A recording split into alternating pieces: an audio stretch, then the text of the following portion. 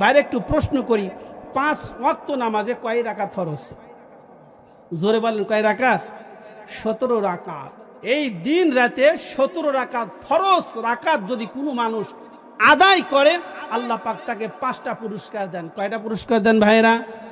সকলে বলেন কয়টা?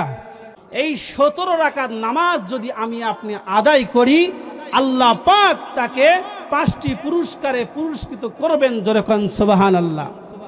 আর এই 5 ওয়াক্ত নামাজ যদি কেউ না পড়ে, আল্লাহ পাক তাকে দুনিয়াতে 3টা শাস্তি দিবেন। কয়টা শাস্তি দিবেন ভাইরা? দুনিয়াতে কয়টা দিবেন? 3টা। কবরে দিবেন 3টা, আর হাসরের মাঠে দিবেন 3টা। মোট কয়টা হলো? কয়টা হলো ভাইরা? এই 17 রাকাত ফরজ বিধান যদি কেউ আদায় না করে, আল্লাহ পাক তাকে দুনিয়াতে 3টা শাস্তি দিবেন, কবরে দিবেন 3টা, হাসরে দিবেন 3টা। এই মোট 9টা শাস্তি দিবেন। আর কেউ যদি এই 5 ওয়াক্ত নামাজ পরিপূর্ণভাবে আদায় করে, আল্লাহ পাক তাকে পুরস্কার দিবেন 5টা। এখন এই 2টা বিষয় সামনে রেখে আরেকটা বিষয় আপনাদের মাঝে সংক্ষিপ্ত আকারে বলি, আপনাদের জানা আছে কিনা জানি না। 5 ওয়াক্ত নামাজকে আল্লাহ পাক 17 রাকাতে ভাগ করে দিলেন কেন? আল্লাহ পাক তো এমন করতে পারতেন, এই 5 ওয়াক্ত নামাজকে 2 রাকাত করে দিয়ে 10 রাকাত বানিয়ে দিতে পারতেন। পারতেন না ভাইয়েরা? এরকম দেননি। 3 রাকাত করে দিলে 3 পাঁচা 15 রাকাত হতো, 4 রাকাত করে দিলে 20 রাকাত হতো, 5 রাকাত করে দিলে 25 রাকাত হতো। এমন না করে এই 5 ওয়াক্ত নামাজকে 17 রাকাতে ভাগ করে দিলেন কেন? এই ইতিহাস আপনাদের জানা আছে? আমি কি একটু সংক্ষিপ্ত বলবো ভাইরা? আপনারা থাকবেন তো ইনশাল্লাহ? ভাইরা খেয়াল করেন, আল্লাহ নবী মেরাজ করে আসছেন। আসার পরে সবে মাত্র ফজর নামাজ, জীবনের প্রথম ফজর নামাজ পড়ে মসজিদ থেকে একদম খানায় কাবার থেকে বের হচ্ছেন। বের হওয়ার পরে সর্বপ্রথম যে লোকটার সাথে সাক্ষাৎ, তার নাম হলো আবু জেহেল। আবু জেহেলের সাথে সাক্ষাৎ। আল্লাহ নবীর প্রতি তাকায় থেকে বলতেছে, মোহাম্মদ তুমি তো সুন্দর, আমি মানি, কিন্তু আজকে কি কারণে তোমাকে এত অতীব সুন্দর দেখায়? তোমার চেহারার ভিতরে নূর জল করতেছে, কারণটা কি? আল্লাহ নবী বললেন, চাচা জানি না কোন কারণে আপনার কাছে এত সৌন্দর্যতা দেখায়, তবে শোনেন, গত রাত্রিতে আল্লাহ রব্বুল আলামিন আমাকে মেরাজ করে নিয়ে আসছেন। আমি এই খানায় কাবা থেকে বাইতুল মুকাদ্দাস গেছি। সেখানে যাওয়ার পর সমস্ত নবীদের নিয়ে নামাজ আদায় করেছি। সেখান থেকে সপ্তম আসমান ভেদ করে আল্লাহর আরশে গেছি, আল্লাহর সাথে সাক্ষাৎ করেছি। আল্লাহ রব্বুল আলামিন আমাকে 50 ওয়াক্ত নামাজ দিয়েছিল। সেই 50 ওয়াক্ত নামাজকে কমিয়ে কমিয়ে 5 ওয়াক্ত দিয়েছে। তার প্রথম ওয়াক্তর নাম হলো ফজর, দ্বিতীয় ওয়াক্তের নাম হলো জোহর, তৃতীয় ওয়াক্তের নাম হলো আসর, চতুর্থ ওয়াক্তের নাম হলো মাগরিব, আর পঞ্চম ওয়াক্তের নাম হলো এশা।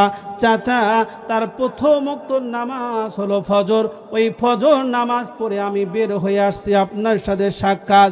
চাচা হতে পারে ওই ফজর নামাজ পড়ার কারণে আল্লাহ রব্বুল আলামিন আমার ভিতরে একটা নূর পয়দা করে দিয়েছে, আর ওই নূরের কারণে আপনি আমার ভিতরে সৌন্দর্যতার বৃদ্ধি পান। জোরে কম সুবহানাল্লাহ। এ ভাইরা, নামাজ পড়লে চেহারার ভিতরে একটা নূর চমকায় না? যারা কালো মানুষ দেখবেন, যদি 5 ওয়াক্ত নামাজ নিয়মিত পড়ে, আল্লাহ পাক তার চেহারার ভিতরে একটা নূর দেয়, ঠিক কিনা ভাইরা? আর যদি নামাজ না পড়ে, যদি ঈমান না থাকে, দেখবেন আপনাদের এলাকায় হিন্দু আছে কিনা জানি না, যে এলাকায় হিন্দু আছে দেখবেন ওদের চেহারা সুন্দর থাকে, কিন্তু যখন বৃদ্ধ হয়ে যায়, মরার বয়স হয়ে যায়, ধীরে ধীরে যত বৃদ্ধ হবে তত চেহারা বিকৃত হয়ে যায়। আমরা কাছ থেকে দেখেছি। আর মুসলমানদের ভিতরে দেখবেন যখন মারা যায়, তখন চেহারার ভিতরে একটা কোত্থেকে যেন নূর আসে, একদম নূর চমকায়, ঠিক কিনা ভাইয়েরা? এটা ইমানের পাওয়ার। 5 ওয়াক্ত নামাজ পড়েছে, চেহারার ভিতরে নূর চমকাবে। বলতেছেন, চাচা সবই মাত্র ফজর নামাজ পড়ে আসলাম, হতে পারে সেই ফজরের নামাজ পড়ার কারণে নূর পয়দা হয়েছে, আর আপনি আমার ভিতরে সৌন্দর্যতা দেখতে পাচ্ছেন। আবু জেহেল বলতেছে, ভাতিজা তোমার বাড়ি আমার বাড়ি একদম লাগালাগি বাড়ি, তোমাকে মানুষ এত সম্মান করে, তোমার বাড়ির কাছ দিয়ে যাইতে লাগলে মাথা নিচু করে যায়, আর আমার বাড়ির দিকে তাকায়া থুতু দিয়ে যায়। তোমাকে মানুষের কাছে ছোট করার আমি আর কোনো পন্থা পাই নাই, আজকে পাইছি। এই মক্কা থেকে বাইতুল মুকাদ্দাস যাইতে 1 মাস, আসতে 1 মাস, 2 মাসের রাস্তা তুমি একদিনে গেছো, একদিনে আসছো, এই কথা কোনো বিবেকবান মানুষ বিশ্বাস করতে পারে না। আমি যদি বলি ভাইরা, এই যে এশার নামাজ আপনাদের মসজিদে আমি এখানে এনায়েতপুর আদায় করলাম, পায়ে হেঁটে আমি সিরাজগঞ্জ বড় মসজিদে গেছি, সেখানে তাহাজ্জুদের নামাজ পড়ছি, ফজর নামাজ পড়ে আবার সূর্য ওঠার আগে এখানে পায়ে হেঁটে এনায়েতপুরে আসছি, আপনারা বিশ্বাস করবেন? এ ভাইরা বিশ্বাস করবেন? তবে হুজুর টাটকা পাগল হয়ে পাবনা থেকে পলায় আসছে, এ টাটকা পাগল। ভাইরা জ্ঞানের একদম পরিপন্থী একটা কথা, তো এই কথা কেউ বিশ্বাস করবে না। অবশ্যই এই কথা দিয়ে তোমাকে ঘায়েল করবো, মোহাম্মদ পাগল, মোহাম্মদ পাগল। এই কথা বলতে বলতে একদম বাড়ির দিকে রওনা দিছে। আল্লাহ নবীর মনটা খারাপ। ভাইরে, এই মেরাজের কথায় পর্যন্ত কাউকে বলি নাই, প্রথম যাকে বললাম তাদি পাগল বলতে বলতে চলে গেল। আল্লাহ নবীর মনটা খারাপ। ওই খানায় কাবার সাথে হেলান দিয়ে মাথাটা নিচু করে বসে আছে। এই আবু জেহেল প্রথম গেছে আবু বকরের বাড়িতে, একদম খাস সাগরিতের বাড়িতে গেছে, ডেকে তুলে বলতেছে, আবু বকর জানো তোমার বন্ধু যে পাগল হয়ে গেছে জানো? বলে কেমনে পাগল হলো? সে বলতেছে যে এই রাত্রিতে সে নাকি এখান থেকে বাইতুল মুকাদ্দাস গেছে, সেখান থেকে খানা একদম আল্লাহর আরশে গেছে, আল্লাহর সাথে মেরাজ করছে, 5 ওয়াক্ত নামাজ নিয়ে আসছে। বাদ দিলাম আসমানে ওঠা, এখান থেকে বাইতুল মুকাদ্দাস যেতে কতটুকু সময় লাগে বলো? তাই 1 মাস, আসতে 1 মাস। তোমার বন্ধু বলে 1 রাতে গেছে, 1 রাতে আসছে। কবে এটাকে বিশ্বাসযোগ্য কথা? ও মনে করছে যে আবু বকর কি মারবে? পোল্টি মারবে। ভাইরা, ইমানদাতা কে? একটু আওয়াজ দিয়ে বলেন কে? আপনাদের কি খুব কষ্ট হচ্ছে ভাইরা?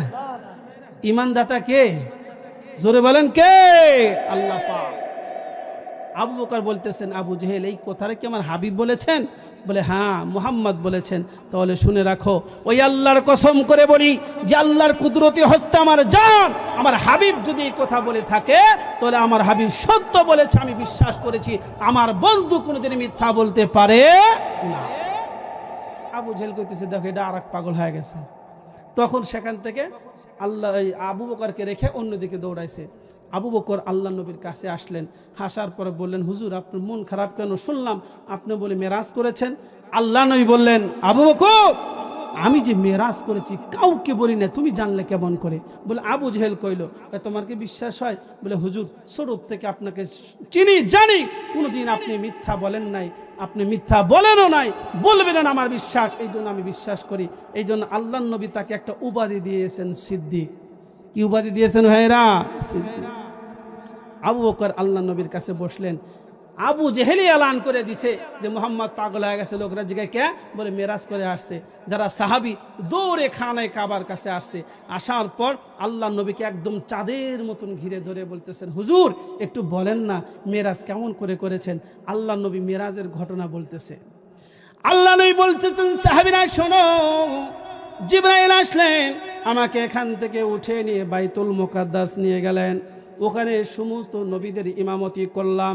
সেখান থেকে আল্লাহ রব্বুল আলামিন আমাকে একদম আরশে নিয়ে গেলেন। 50 ওয়াক্ত নামাজ দিয়েছিলেন, তার ভিতরে কমাইতে কমাইতে 5 ওয়াক্ত রাখছে। সবেমাত্র ফজর নামাজ আমি পড়ে আসলাম। আল্লাহ নবী আলোচনা করতেছে, এমন মুহূর্তে আবু জেহেল বড় দলবল নিয়ে চলে আসছে। আসার পরে বলতেছে, মুহাম্মদ রে, তোমার সামনে গুটি কয়েকজন সাহাবী বসে আছে, তাদেরকে তুমি মেরাজের মিথ্যা ঘটনা বলে তাদেরকে আকর্ষণ করে রাখছ। আমার বিশ্বাস হয় না। আমি তোমাকে বাইতুল মুকাদ্দাস সম্পর্কে কয়েকটা প্রশ্ন করব, তুমি যদি উত্তর দিতে পারো তাহলে আমি বিশ্বাস করব। ভাইরা কিছু প্রশ্ন করছিল, আপনাদের জানা আছে না? এই প্রশ্ন আমি করতে চাই না। আবু জেহেলের সকল প্রশ্নের উত্তর আল্লাহ নবী যখন দিয়ে দিছে, আবু জেহেল লেজ গুটা দূর দূর করে চলে গেছে। সাহাবীরা আল্লাহ নবী থেকে মেরাজের ঘটনা শুনবেন। আল্লাহ নবী মেরাজের ঘটনা বলতেছেন। এই মুহূর্তে হযরত ওমর বলতেছেন, হুজুর একটা প্রশ্ন আপনাকে করতে চাই। আল্লাহ পাক 5 ওয়াক্ত নামাজ 17 রাকাতে ভাগ করে দিলেন কেন? আল্লাহ পাক এমন 17 রাকাতে 5 ওয়াক্তকে ভাগ করে দিলেন কেন? আল্লাহ 2 রাকাত করে দিতে পারতেন, 3 রাকাত করে দিতে পারতেন, 4 রাকাত করে দিতে পারতেন, 5 রাকাত করে দিতে পারতেন। আল্লাহ পাক এমন বেজোড় সংখ্যা 5 ওয়াক্ত নামাজকে 17 রাকাতে ভাগ করে দিলেন কেন? সুন্দর প্রশ্ন না ভাইয়েরা? সুন্দর প্রশ্ন।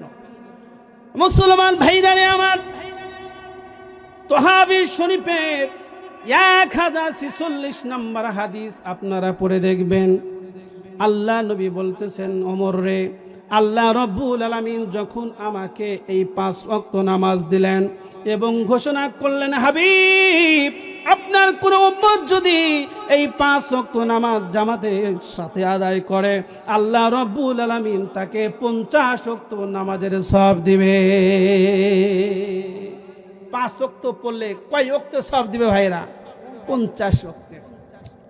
আল্লাহ রব্বুল আলামিন যখন ফজরের 2 রাকাত নামাজ আমাকে দিল, আমি জিজ্ঞেস করেছিলাম আল্লাহ ফজর 2 রাকাত কেন হলো? তখন আমার আল্লাহ বলেছিলেন, হাবিব গো এই 2 রাকাত নামাজ আমার প্রথম মানব আদম থেকে আমি নিয়েছি। আদম আলাইহিস সালামকে যখন জান্নাত থেকে বের করে এই দুনিয়াতে প্রেরণ করলেন, তখন কিন্তু অন্ধকার ছিল, তুমুল অন্ধকার ছিল, জান্নাতে অন্ধকার নাই।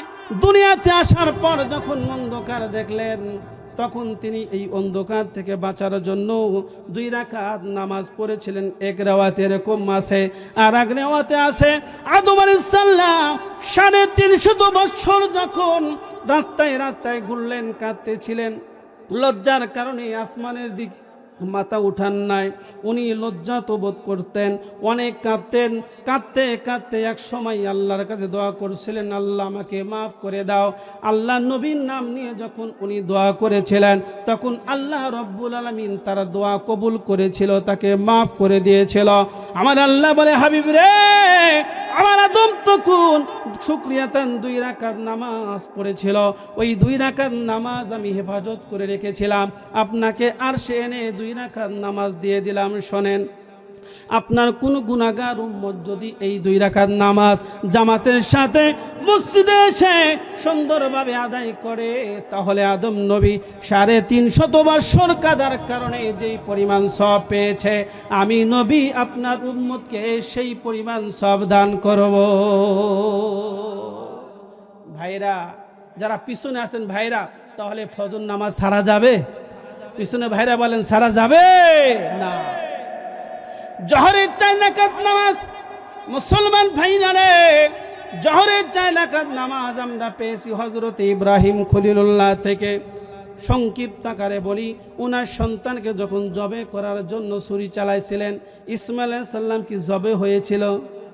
ওনার বদলে যখন দুম্বা জবে হয়ে গিয়েছে, উনি শুকরিয়াতান 4 রাকাত নামাজ আদায় করেছিল। আমার আল্লাহ বলে, হাবিব ওই 4 রাকাত নামাজকে আমি আল্লাহ পাক হেফাজতে রেখেছিলাম, আজ আরশে আপনাকে 4 রাকাত নামাজ দিয়ে দিলাম। আপনার কোন গুনাহগার উম্মত যদি এই 4 রাকাত নামাজকে জামাতের সাথে আদায় করে, আল্লাহ রব্বুল আলামিন ওই ইব্রাহিম খলিলুল্লাহর সম পরিমাণ সওয়াব দান করবে। জোরে কোন সুবহানাল্লাহ।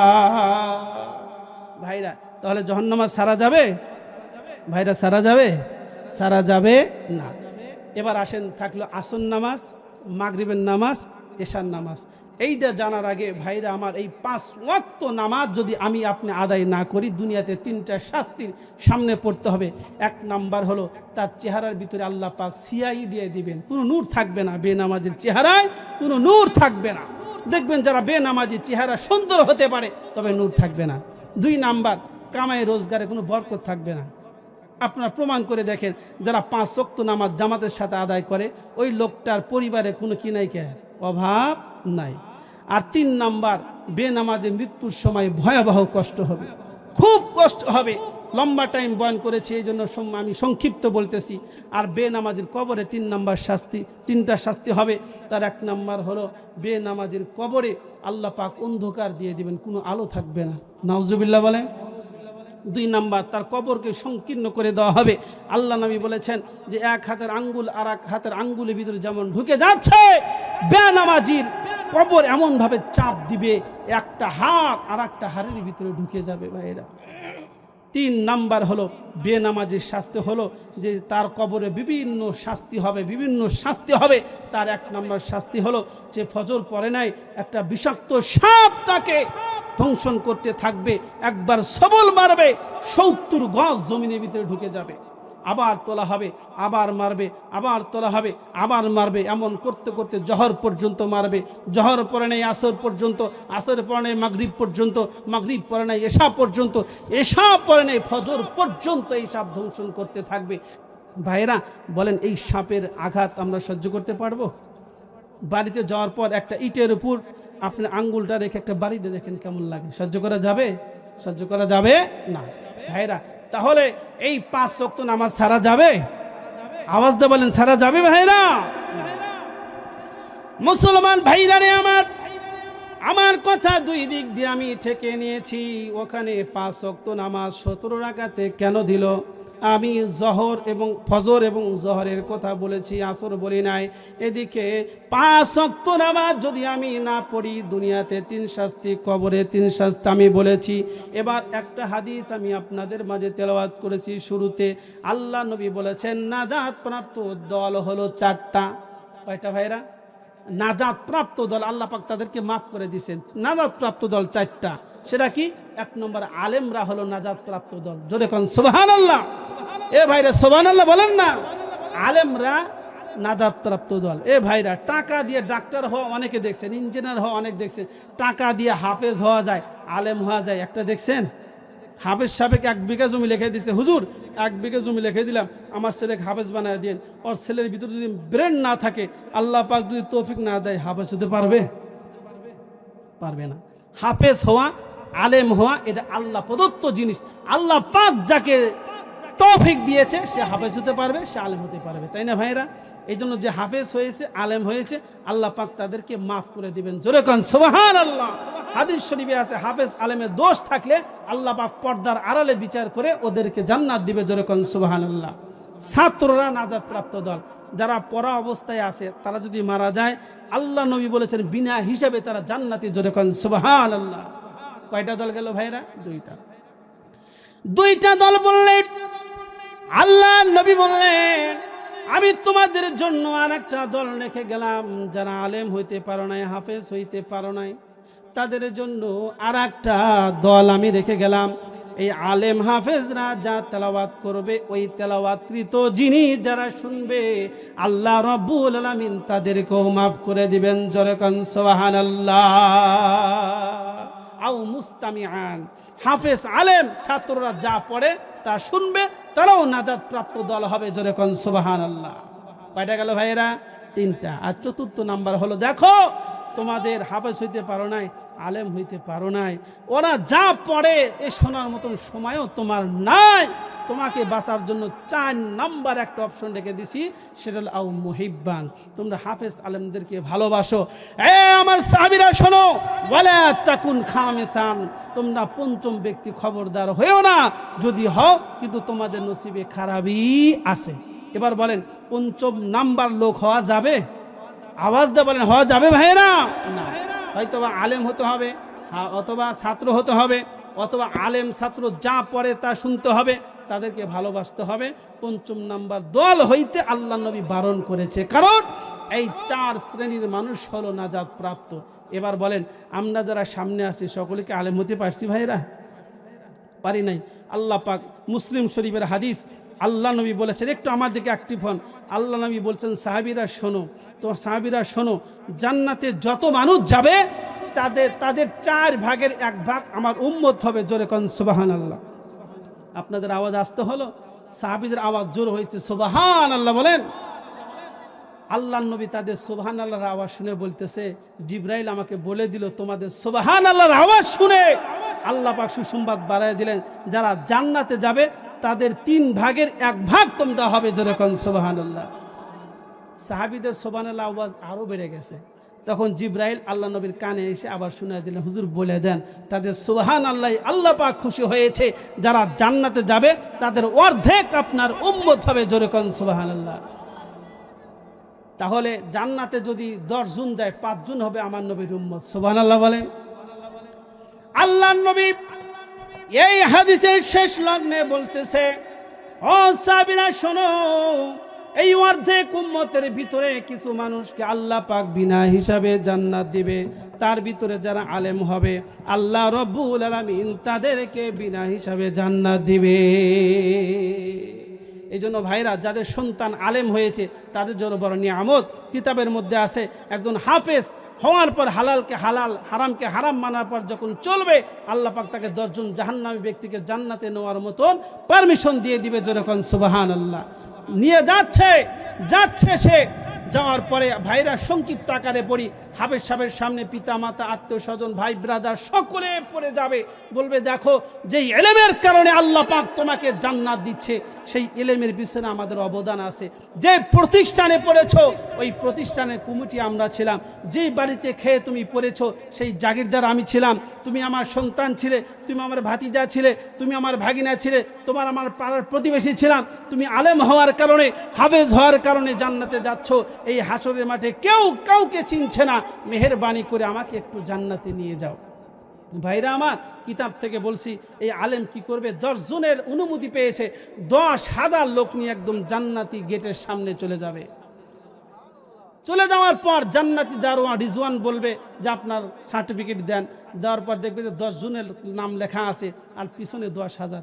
বলবে ভাইজান আপনার 10 জনের অনুমতি দেওয়া হয়েছে আর আপনার পিছনে 10,000। এই 10,000 লোককে তো আল্লাহ পাক জান্নাতের পারমিশন দেয়নি।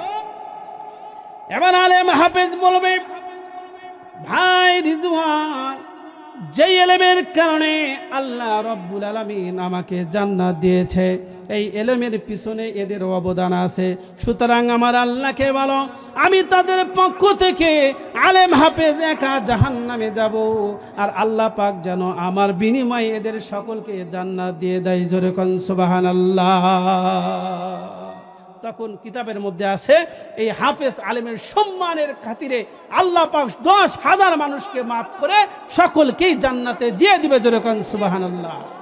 এই জন্য ভাইরা, এই প্রতিষ্ঠান, আপনাদের প্রতিষ্ঠানের যে অবস্থা আমি দেখলাম, হুজুর বলে নাই, আমি হাজতে যখন গেছি ভাই, আপনাদের যে অবস্থা আমি দেখলাম, এই সলপালগুলো হাজত কিভাবে সারে জানি না।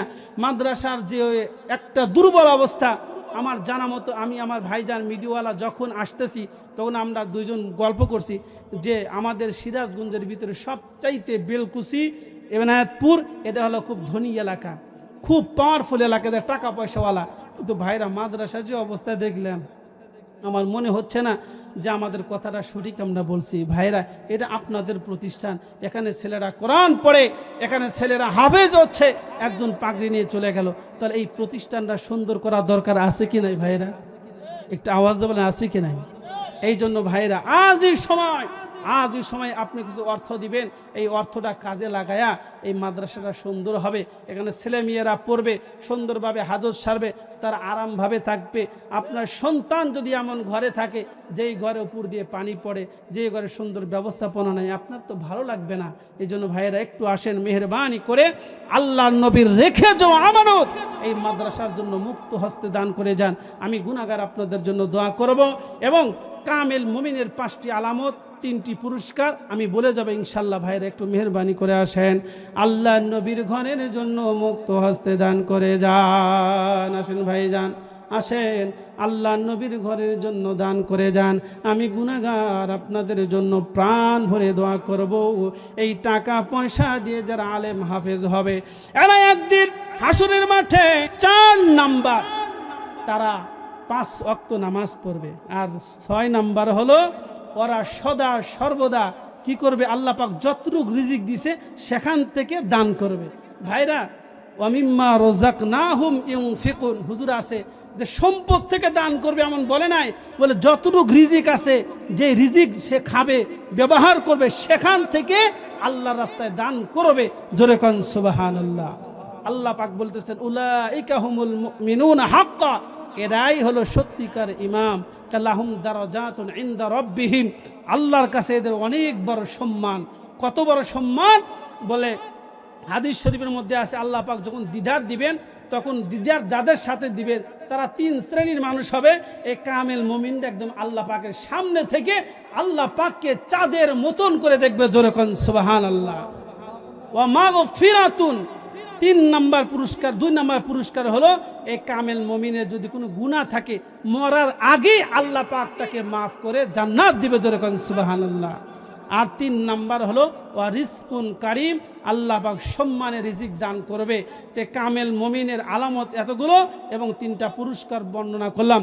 আল্লাহ পাক আমাদের সকলকেই যেন কামেল মুমিন হয়ে কবরে যাওয়ার মতন তৌফিক দান করেন, সকলেই বলি আমিন।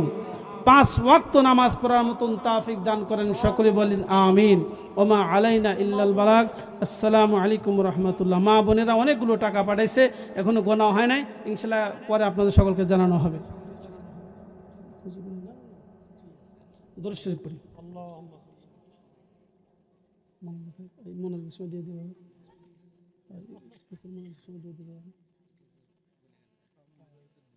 আচ্ছা, দরুদ শরীফ পড়ি। আল্লাহুম্মা সাল্লি আলা মুহাম্মাদ ওয়া আলা আলি মুহাম্মাদ কামা সাল্লাইতা আলা ইব্রাহিম ওয়া আলা আলি ইব্রাহিম ইন্নাকা হামিদুম মাজিদ।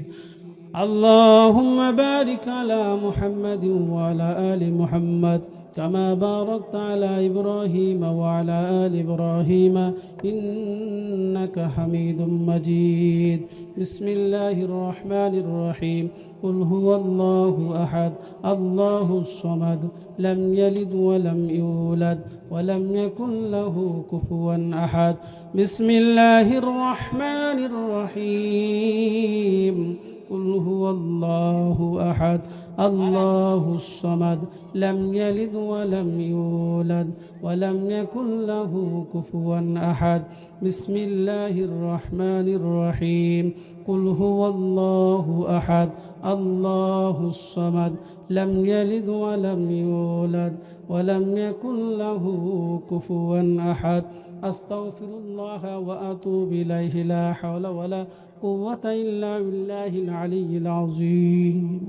ভাইরা, আমরা একে অপরের জন্য প্রাণ ভরে দোয়া করব, মনটা নরম করে চোখের পানি ফেলে আমাদের পিতামাতা আত্মস্বজন যারা চলে গেছেন তাদের জন্য দোয়া করব। আমরা একে অপরের জন্য দোয়া করব, যাদের পিতামাতা জীবিত আছে তাদের জন্য দোয়া করব। নিজের কর্মজীবন, সাংসারিক জীবন, সকল জীবনের জন্য প্রাণ ভরে দোয়া করব। সকলেই মাথা নিচু করে হাত তুলে আল্লাহর কাছে দোয়া করে আলহামদুলিল্লাহি রাব্বিল আলামিন। ربنا ظلمنا أنفسنا وإن لم تغفر لنا وترحمنا لنكونن من الخاسرين. رب ارحمهما كما ربياني صغيرا. رب ارحمهما كما ربياني صغيرا. রব্বুল আলামিন, রাত্রি গভীর হয়ে গিয়েছে রে আল্লাহ, আমি গুনাহগার বান্দা তোমার নেককার বান্দা বান্দীদেরকে লইয়া আল্লাহ কোরআনের মাহফিল থেকে আপনার দরবারে হাত উঠায় দিলাম। মাবুদ, মাগরিব থেকে নিয়ে পর্যন্ত যত আলোচনা হলো আল্লাহ, যত মা বোনেরা ভাইরা দান করেছেন আল্লাহ, অনেকে পিতামাতার জন্য দোয়া চেয়েছেন, অনেক প্রবাসী ভাই প্রবাসী অসুস্থতায় আছেন আল্লাহ, যে যে উদ্দেশ্য দান করেছে আল্লাহ সকলের দানকে তোমার লইয়া তোমার দরবারে হাত উঠাইলাম আল্লাহ। সমস্ত দানের সবগুলো আলোচনা সবগুলো সূরা ইখলাস তেলাওয়াত করেছি আল্লাহ, যা সব হয় মেহেরবানি করিয়া লক্ষ কোটি গুণ বৃদ্ধি করে দিয়ে এ সবের এক অংশ আপনার হাবিবের রওজা মুবারকে পৌঁছায় দাও আল্লাহ। বাপ আদম হইতে আজ পর্যন্ত যত মুমিন মুমিনাত কবরে শায়িত আছেন আল্লাহ, বিশেষ করে আমরা যারা হাত তুলে ধরেছি আল্লাহ, আমাদের আত্মীয়স্বজন ভাই বেরাদার মাতৃকুল পিতৃকুল শ্বশুর শাশুড়ির বংশে আল্লাহ যে যেখানে শায়িত আছেন আল্লাহ, আজকের হাদিয়া খানা তাদের সকলের আরওয়ার মধ্যে পৌঁছায় দাও। আয় আল্লাহ মাবুদ রে, এই মাজলিস থেকে এমন সন্তান আপনার দরবারে দুইখানা হাত উঠাইছে রে আল্লাহ, যেই দুই হাত দ্বারা নিজের মা বাবারে কবরস্থ করে আসছে, যেই হাত দ্বারা মা বাবার চাঙ্গারির বাস বুকের মধ্যে সাজাইছে, যেই হাত দ্বারা 3 মুষ্ঠ মাটি মা বাবার কবরের মধ্যে দিয়ে চির জন্মের জন্য বিদায় দিয়ে চলে আসছে আল্লাহ, বাড়িতে মা বাবার রেখে যাওয়া সম্পদগুলো ভোগ করে মা বাবার রেখে যাওয়া বাড়ি ঘরে থাকে, কিন্তু মা বাবার চাঁদ মুখগুলো তারা দেখতে পারে না রে আল্লাহ। রব্বুল আলামিন আপনার দরবারে হাত উঠেছে, মা বাবার চেহারাগুলো তাদের সামনে বসে। আল্লাহ ওই মা বাবারে কবরের মধ্যে আর জাহান্নামের ফেরেশতা দিও মাইরো না। আল্লাহ মা বাবার কবরটা জান্নাতের বাগিচা বানায় দাও। ও মাবুদ, যারা কবরস্থ আছে তারা এত বড় অসহায়, এত বড় অসহায় রে আল্লাহ। দুনিয়ার কারো বাড়িতে আগুন লাগলে যত বড় শত্রু হোক আগুন নিবানোর জন্য আসে, কিন্তু কার জানি কবরে জাহান্নামের আগুন জ্বলে আল্লাহ আমরা জানি না। ওই গাছের পাখিরা বুঝতে পারে, চতুষ্পদ প্রাণীরা বুঝতে পারে, আমরা বুঝতে পারি না। আল্লাহ কবরস্থ আত্মস্বজনদের কবরটা আপনি জান্নাতের বাগিচা বানায় দেন। ও মাবুদ, আমরাও একদিন কবর পথের যাত্রী হয়ে যাব আল্লাহ। জানি না কখন মালাকুল মউত এসে জানটা ছো মেরে নিয়ে যাবে। আল্লাহ ঈমান নিয়ে কবরে যাওয়ার মতন তৌফিক দিয়ে দাও রে আল্লাহ। আল্লাহ ঈমান নিয়ে কবরে যাওয়ার মতন তৌফিক দিয়ে দাও আল্লাহ। কিতাবে পড়েছি অনেক মানুষ মুসলমান হালাতে মারা যাবে, মুসলমান জানতো, কিন্তু হাসরের মাঠে কাফেরের কাতারে দাঁড়ায় যাবে। জিজ্ঞেস করা হবে, মাবুদ এই লোকটা মুসলমান ছিল, আমরা জানাজা নামাজ পড়েছি, কবরস্থানে তাকেও মাটি দিয়েছি, আজ হাসরের মাঠে কাফেরের কাতারে কেন? তখন আমার আল্লাহ বলবে, বান্দারা তোমরা যাকে মুসলমান মনে করেছো তোমাদের মাঝে মুসলমান ছিল, কিন্তু ঈমান নিয়ে মৃত্যুর সময় ঈমান নিয়ে আসতে পারে না, বেঈমান হয়ে চলে আসছে, এই জন্য হাসরের মাঠে কাফেরের কাতারে দাঁড়াইছে। আল্লাহ মাবুদ রে, জানি না কার কখন মালাকুল মউত এসে যায় রে আল্লাহ। ঈমান নিয়ে কবরে যাওয়ার মতন তৌফিক দিয়ে দাও আল্লাহ। ঈমান নিয়ে কবরে যাওয়ার তৌফিক দিয়ে দাও আল্লাহ। মৃত্যুর প্রাককালে শয়তানের ওয়াসওয়াসা থেকে হেফাজত করিয়ে নাও আল্লাহ। কবরের সামান দুনিয়া থেকে গুছিয়ে নিয়ে যাওয়ার মতন তৌফিক দিয়ে দাও আল্লাহ। আমাদের 5 ওয়াক্ত নামাজওয়ালা বানায় দাও আল্লাহ। 5 ওয়াক্ত নামাজের মহব্বত কলিদার ভিতরে ঢুকায়া দাও। যখন 5 ওয়াক্ত নামাজের আজান হবে আল্লাহ তোমার রহমতের চাদর দ্বারা পেছায়া আল্লাহ মসজিদে হাজিরা হওয়ার মতন তৌফিক দিয়ে দাও আল্লাহ। হালালকে হারামকে বর্জন করার মতন তৌফিক দিয়ে দাও আল্লাহ। গুনার পথকে বর্জন করার তৌফিক দিয়ে দাও আল্লাহ। বেশি বেশি নেক কাজ করার মতন তৌফিক দিয়ে দাও আল্লাহ। সুস্থতার নিয়ামত দিয়ে দাও আল্লাহ। অনেক ভাই দান করেছেন, যারা বলেছেন অসুস্থতা, আল্লাহ সমস্ত ভাইদেরকে শেফায়ে কামেল আজলা দান করিয়ে দাও আল্লাহ। প্রবাসী ভাইরা প্রবাসে থাকেন, হাড় ভাঙ্গা খাটুনি করেন, তাদের কষ্ট উপার্জিত পয়সা তোমার নবীর ঘরের জন্য দান করেছে আল্লাহ। সকল প্রবাসী ভাইদেরকে আল্লাহ সুস্থতার নিয়ামত দিয়ে দাও আল্লাহ। প্রবাস জীবন শেষ করে আল্লাহ সুস্থভাবে আবার তার নিজ পরিবারের কাছে ফিরিয়ে আনার মতন তৌফিক দিয়ে দাও আল্লাহ। যেই মাদ্রাসাকে আয়োজন করে আল্লাহ, কেন্দ্র করে আজকের আয়োজন আল্লাহ, আয়োজন করতে যারা মেধা দিয়ে, অর্থ দিয়ে আল্লাহ, শারীরিকভাবে শ্রম দিয়ে সাহায্য সহযোগিতা করেছে আল্লাহ, সকলের সাহায্য সহযোগিতা কবুল আর মঞ্জুর করিয়া নাও আল্লাহ। হাসরের মাঠে নাজাতের জরিয়া বানায় দাও আল্লাহ। এই মাদ্রাসার সকল শিক্ষককে আল্লাহ কবুল করিয়া নাও আল্লাহ। মুহতামিম হুজুরকে আল্লাহ কবুল করিয়া নাও আল্লাহ। জানে বলে বরকত দিয়ে দাও আল্লাহ। মাদ্রাসার জন্য কত মেহনত করেন, চিন্তা ভাবনা করেন আল্লাহ, ওনাকে সুস্থতার নিয়ামত দিয়ে দাও আয় আল্লাহ। এই গ্রামের প্রত্যেকটা মানুষকে মাদ্রাসা মুখী করে দাও আল্লাহ। মাদ্রাসার মুহাব্বত অন্তরে ঢুকায় দাও আল্লাহ। মাদ্রাসাকে যেন জান দিয়ে মাল দিয়ে ভালোবাসতে পারে এমন তৌফিক দিয়ে দাও আল্লাহ। আমাদের সকলকে হাফেজ আলেমের পিতামাতা হওয়ার মতন তৌফিক দিয়ে দাও আল্লাহ। এমন হাফেজের পিতা বানাও আল্লাহ, এমন আলেমের পিতা বানাও যে আলেম হাফেজ আমাদেরকে সুপারিশ করে আল্লাহর জান্নাতে নিয়ে যাবে। আল্লাহ মাবুদরে যা চেয়েছি মেহেরবানি করে দিয়ে দাও। আল্লাহ যা চাওয়ার দরকার চাইতে পারি না, আল্লাহ মেহেরবানি করে আমাদেরকে তাও দিয়ে দাও। وصلى الله تعالى على خير خلقه محمد وعلى آله وأصحابه أجمعين آمين آمين برحمتك يا أرحم الراحمين.